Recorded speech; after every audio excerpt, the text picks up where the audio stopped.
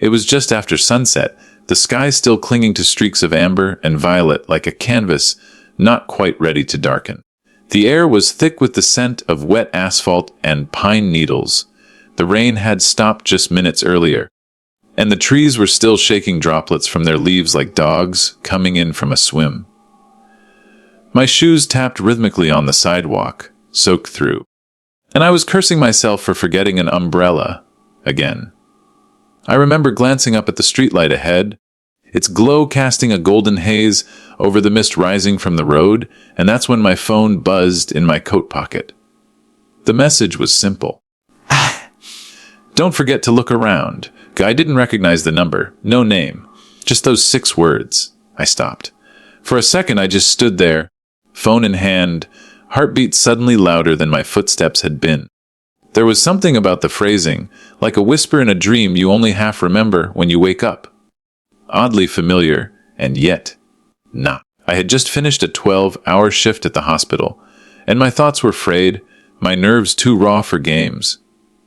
I was a trauma nurse, and nights like this made it easy to forget there was a world outside of beeping monitors and frantic code blues. The streets were quiet. Too quiet, maybe. No cars. No dogs barking. Just the low hum of a distant train and the occasional drip of rain from overhead branches. Something told me to listen, to actually look around. And when I did, everything changed. My name is Nico Rivera.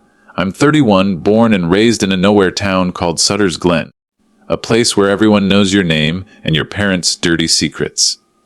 I left when I was 17, right after the fire, right after the accident. Right after my little brother Danny died.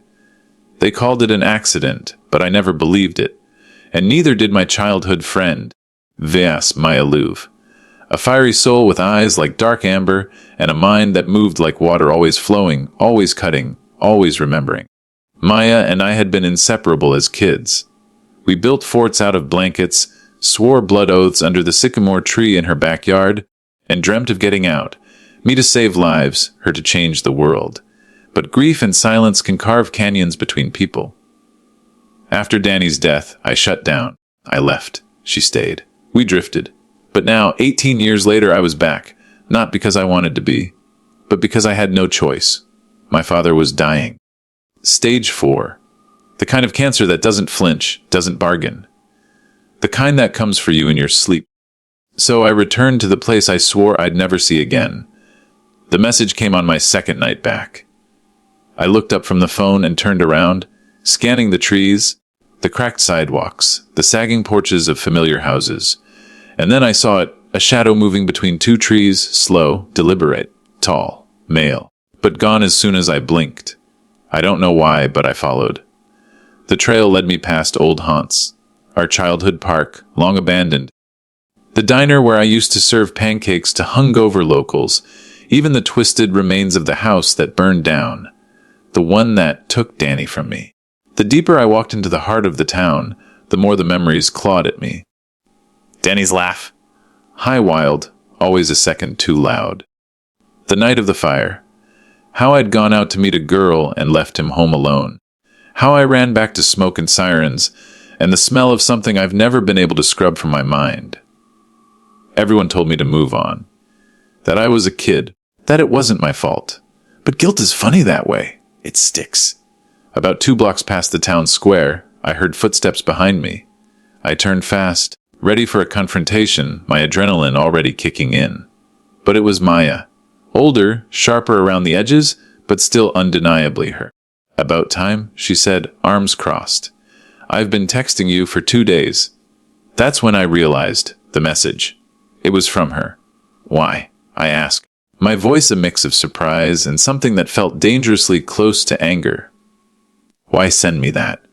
She didn't answer right away. She looked past me, toward the woods that lined the edge of town. Her jaw tightened.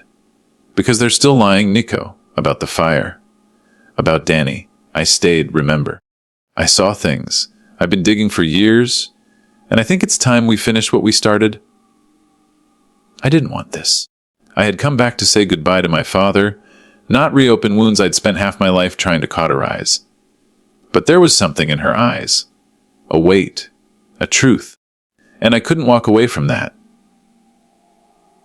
Over the next few days, we slipped back into something that resembled what we used to be. It wasn't smooth, too many sharp memories between us, but it was real.